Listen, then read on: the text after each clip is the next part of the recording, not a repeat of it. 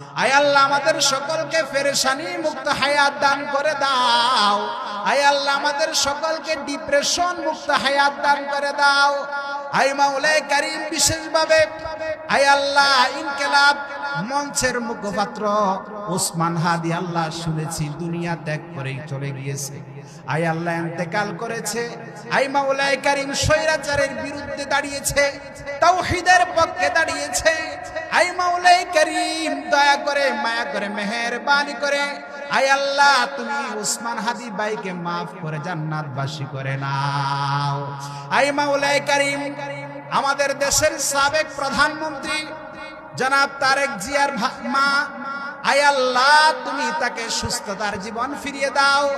আয় রব্বুল আলামিন দয়া করে মায়া করে মেহেরবানি করে আল্লাহ আমাদের নেত্রীকে তুমি সুস্থতার জীবন ফিরিয়ে দাও।